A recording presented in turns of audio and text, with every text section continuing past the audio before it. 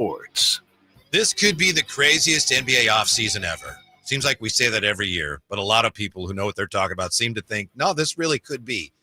There's already a lot of nonsense out there, Drapes. Can we agree on that? There's already a lot of 1,000%. This team might talk to that team about that guy. 1,000%. Keep an eye on that. Then again, they might not. So thankfully, we have an actual reporter nice enough to join us. And we know he's got a lot going on right now from the Toronto Star. Doug Smith with us. How are you today, Doug? I'm good, guys. How are you guys doing up What's there? up, Doug? Drapes, man. How you doing? I'm good. Take good care of my guy, Doug Christie, out there, all right? Oh, yeah, 100%. No doubt. No doubt. No doubt. Doug, we appreciate your time because there is so much, rampant rumor mongering going on here on X and on social media. So we wanted to ask you about a couple of things. Let's start. I know you reported today that there looks like there's mutual interest between the Raptors and Giannis. What can you tell us about how deep that might go? It goes way deep. It's like Masai Ujiri and Giannis have had a relationship for, 18 years, a long time. They've been around and known each other forever. The Raptors were chasing him in 21 when he was a free agent. There's a deep relationship there. And if the Raptors are going to hit a big home run, they're going to go after that guy. And Giannis is a guy, we keep hearing that he would like to stay in the East if he wants to leave Milwaukee. But he's beloved in Toronto. It's a great city for him. And in the Eastern Conference, it's a pretty good young team. Hey, Doug, I hear you on that. And if they do make a play for Giannis, it's going to take a haul. Are there any untouchables on that Raptors roster? At Giannis level, no. I think they would probably talk about Scotty Barnes. Scotty Barnes is a guy in that as a centerpiece of that. They've got all their draft picks left out for the rest of the next 7 years. They could deal if they wanted. They got a bunch of young players at different levels of salary, levels of experience that I don't think there's anybody on the roster that they wouldn't talk to. When you're talking about one of the top 5 guys of the NBA, you'd be silly not to talk to about it. Doug Smith with us from the Toronto Star. The Raptors seem like they're doing now something similar to what the Thunder did a few years ago. Seems like they're, accumulating talent. Where are they? Where are the Raptors right now as far as their their competitive arc compared to somebody like OKC or Indiana? It sounds like they feel like they're in position now where maybe they can make a move. They're ready to go. They're ready to start to win. And they've developed. They've got a bunch of young players. I think they had 4 rookies who played significant time last year. Who looked pretty good. They got different levels of skill.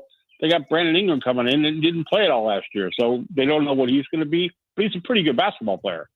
And in the Eastern Conference, it's a mess out here.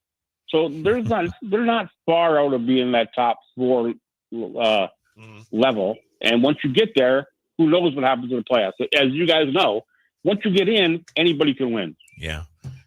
Doug, one guy I'm looking at is RJ Barrett, put up numbers last year for the team, a facilitator, but, some don't, think too highly of him when it comes to winning basketball. What do you make is his future in Toronto? He had a great year and a half with Toronto. He came home. He got sort of freed of the shackles of Tibbs. He got to play instead of go stand in the corner and watch guys work. So he really blossomed in a year and a half with the Raptors, but he might be the guy who's interested because his contract got 2 years to go at less than $30 million a year, which in this day and age is not a lot of money. He could be the guy who would be on the market and someone who, at his price point and his development of his playing style, he might be intriguing to some teams who want to. He's only 25 years old. He's not like an old man or anything by any stretch. And he had, once we saw him get to play basketball, I think we saw him play good basketball. That's Doug Smith from the Toronto Star. Doug, we wanted to ask you about something that's being bandied about on social media, and I don't want to throw anybody under the bus, but this wasn't so much a report as a suggestion that the Raptors are a team to keep an eye on in a potential pursuit of Domantas Sabonis. Would you have any information on that whatsoever that you could share with us? Because as far as we know, there's really nothing to that. I've never heard his name in a conversation with anybody involved with the Raptors for a year and a half. So I would be, they're pretty happy with Jakob Poeltl with a year and a half, with 2 years left in his deal at $20 million a year. Sabonis is a great player, no question about it. But I've never heard his name linked to Toronto. Anybody who I've talked to in the Raptors front office or the decision level have never talked as a guy as so that they would like to pursue. Hey, Doug, thanks for putting that to bed, because you know how these internet rumors start, Doug. So we appreciate that. Yeah, I know them pretty well. Thanks. Hey, we had DeMar DeRozan, for this first year here. Things didn't go quite according to plan when it comes to the wins and losses, but he still, put up DeMar DeRozan type numbers. Knowing him like you do and covering him, how much do you think at this stage of his career winning is the most important thing? I think it's right there. I think he'd like to win, but I think he likes being. I know him really, really well. He might be my favorite Raptor of all time. Just a great kid, great guy. I think he likes being comfortable, and I think he likes responsibility, and I think he likes to build stuff.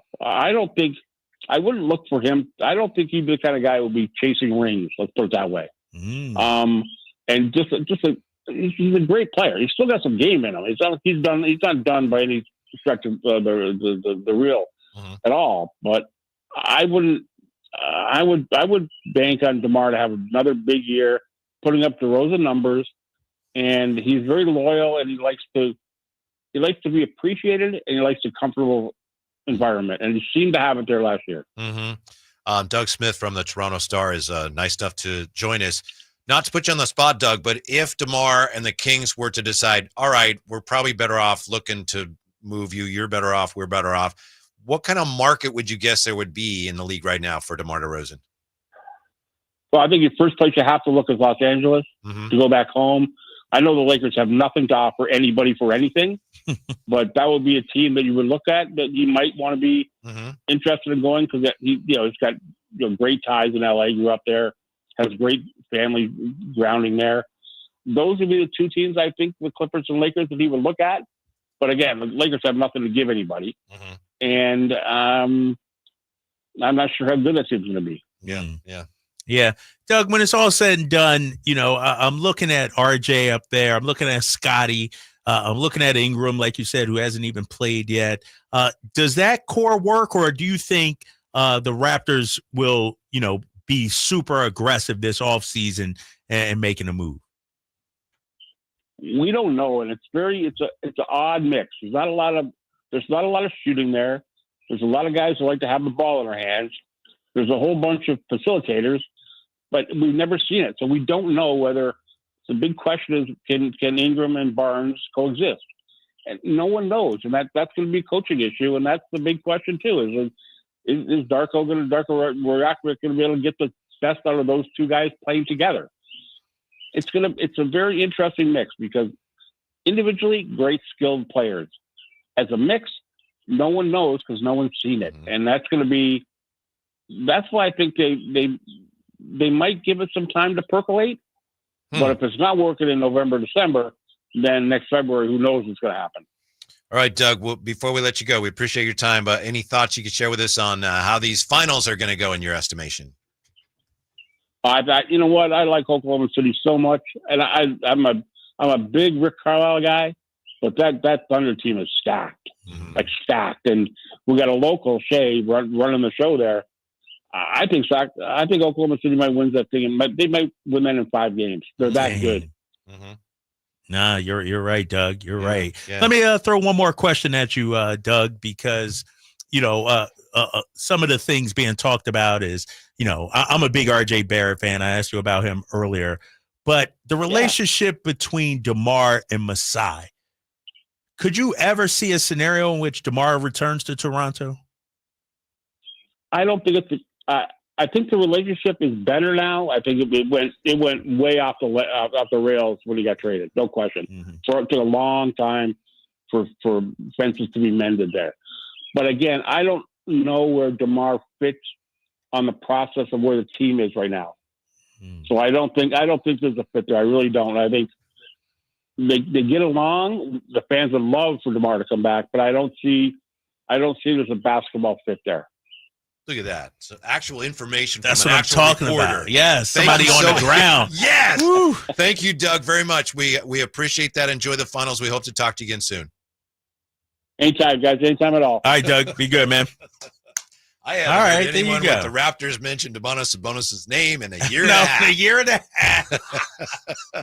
That's always so